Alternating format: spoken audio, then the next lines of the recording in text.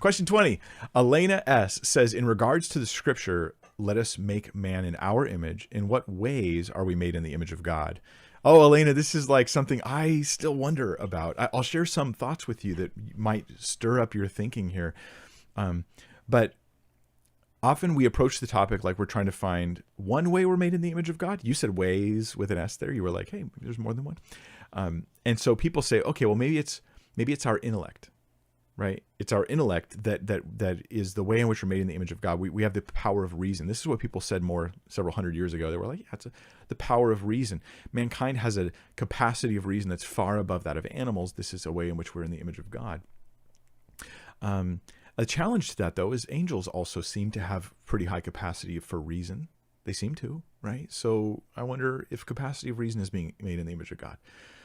Someone else would say, well, it's not even a way that's part of our bodies. It's not like our physical design or something like that. That's something the ancient Jew would have rejected. Certainly Moses would have rejected the idea that we were made in God's physical image.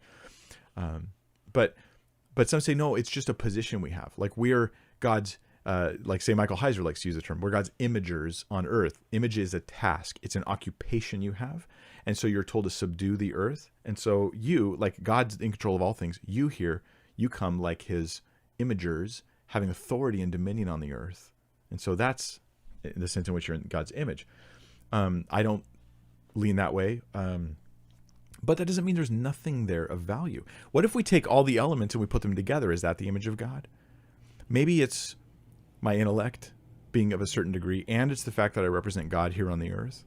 Like I'm not God on the earth, but I mean, maybe represent is a strange word to sound, strange sounding word to people here, but I'm standing here with my dominion over the earth as you are with yours, and that comes from God, and that's maybe connected to us being in the image of God. It's right there in Genesis 1. Let's make man in our image and let them have dominion over the earth. So maybe there's an element that's there, but maybe there's also other elements. It has to do with us having soul and spirit. What are those? What are soul and spirit? Define that. That's difficult. There's also a relational connection. And this is different than angels. Humans can have a spiritual relationship with God that angels don't have. They can be in the presence of God, right? But God's presence can be in me. That's different. I can actually have God in me. That's next level. This is definitely a bigger deal than what the angels have being in the presence of God. And so, and this will be elevated as we move towards our future and glorious eternal experience. So there could be a sense in which the design of mankind was made compatible with God's Spirit so that we would later be filled with God. Not become God, but be filled with God, relationally be so close to him. So maybe that being made in the image of God is connected to that. I kind of lean that way at the moment. But I sort of am okay with the image of God representing several different elements and not exactly knowing where I draw the lines.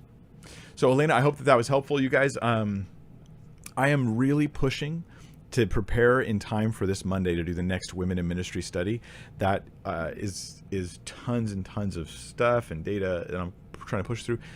I want to prepare it and bring it out to you guys and share it with you, and I want to try to make it as clear as possible. I may have to split this next one into 2 videos because of the quantity of the content, but we'll see how it goes. I hope it's been a blessing to you, this Women in Ministry study. I'm only, as I do it, I'm only more convinced how needful it is. I heard today Sean McDowell had a couple guys on, one of whom I'm actually quoting, I think maybe both in my series, and they were, one's egalitarian, one's complementarian. They were kind of going back and forth. And as I'm watching the video and I'm imagining myself, if I hadn't done my whole research project, I feel as though I would watch this exchange and only be more confused. And that's why I'm doing this project, because it's going to go so deep on the topics, so in depth on each issue, that for those who want to know with clarity what they think, what their opinions are, they'll say, hey, I don't just know the topics of the debate. I think I understand the details, and I've been able to come to some conclusions. So hope it's a blessing to y'all, and I'm happy to be able to bring it to you. And I guess that's it. I don't think I have anything else to say. So the Lord bless you and keep you, make his face to shine upon you, and remember that you are already, if you're a Christian, you're already close to Christ. And he loves you. And he calls you to serve self-sacrificially, to live in this world but not of it. That is all.